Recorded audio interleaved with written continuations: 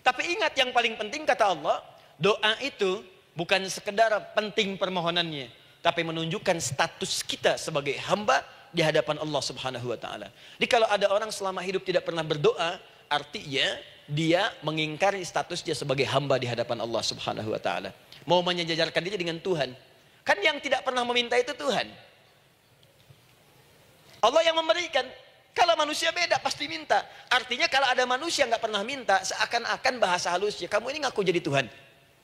Saya tempatkan kau di neraka jahanam yang paling bawah. Jahanam itu Bu, belum masuk saja sudah terasa. Terasa. Buka ibu Quran surah misalnya ke-40 Ghafir tuh. Ya, ayat 45 sampai dengan 47-nya. Sebelumnya lagi lihat Quran surah ke-8 ayat ke-50. Itu penghuni neraka Bu, yang bukan jahanam saja. Penghuni neraka itu kalau mau meninggal itu dipukulin dulu malaikat. Depan belakangnya. Ayo, kamu keluar. Lama amat keluarnya rohnya katanya. Takut karena nggak punya bekal. Kan maaf ya, kaidah mengatakan orang nggak punya bekal itu takut pulang, apalagi orang merasa salah. Anak ibu berbuat kesalahan, mau pulang takut kan? Takut. Jadi kalau ada anak takut pulang, salah dia. Salah. Kemana anak nggak pulang-pulang, pasti ada yang salah karena nggak berani pulang. Jangankan salah, nggak punya bekal saja, malu pulang.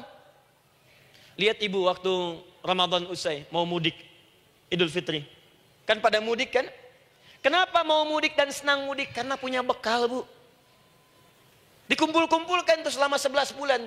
Untuk 1 bulan saja. Itu pun paling berapa hari. Kumpulin. Terus telepon keluarga. Insya Allah aku pulang hari ini. Wah senang semuanya. Padahal mudiknya cuma pakai motor Bu. Motornya bebek, bekalnya singa. Serius saya, motor bebek bekal singa. Ada kardus belakangnya. Tulisin. Terus tambah pelepah pisang buat begini. Belakangnya ditulisin, aku pulang sayang. Jalan mudik. Terus yang di rumah kan senang nerimanya. Kenapa? Karena ada yang pulang dan bawa bekal. Saya pernah tanya pada seseorang, kenapa anda nggak mudik? Nggak ada bekal Ustaz, nggak ada bekal, malu pulang. Kebayang nggak saat pulang menghadap Allah nggak punya bekal? Malu pulang, apalagi punya banyak salah, jadi nggak mau keluar rohnya. Malaikatnya geram, dipukulin sama malaikat, pukul depannya, pukul depan. Kamu ini cepat keluar. Keluar. Malu pulang. Tapi kalau punya bekal enak. Dan yang nyambut langsung malaikat. Bahkan nanti ada satu amalan saat dikerjakan, itu orang ini sudah masuk surga, tapi semua malaikat di semua pintu surga yang 8 itu datang mengunjungi dia mengucapkan selamat. Itu ada di Quran surah 13 ayat 24.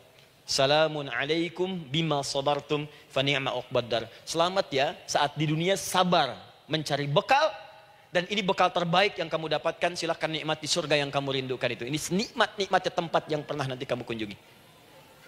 Dan tinggal abadi di situ. Yang nyambut malaikat. Bayangkan semua malaikat Bu. Semua malaikat dari pintu surga datang nyambut dia. Wah Masya Allah, malaikat Jibril, Israfil, malaikat maut. Maaf ya dicabut kemarin. Biasa. Selamat. Dunia aja kalau ada yang nyambut senang kan. Rumah dicet datang sambut depan rumah. Semua hidangan ada. Oh Masya Allah. Bahkan yang tidak ada jadi ada. Luarnya kongwan, dalamnya rangginang gitu kan. Wah, muncul semua. Paham ya? Ah, jadi ini bagian pertama. Jadi kita katakan kenapa manusia mesti berdoa? Jawabannya karena manusia itu hamba. Dan doa itu adalah fitrah, bagian dari kehidupan. Kenapa manusia mesti berdoa? Karena ada komitmen dari Allah. Setiap dia mendapatkan sebuah persoalan, maka Allah akan jawab dan berikan jawaban dari semua persoalannya.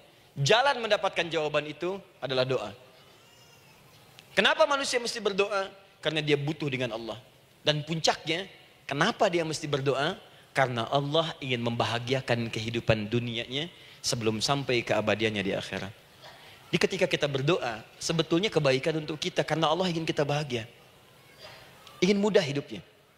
Jadi kalau ada orang nggak berdoa, sesungguhnya dia sedang menyulitkan diri sendiri dalam kehidupan dunianya sampai ke akhiratnya. Jelas sampai di sini?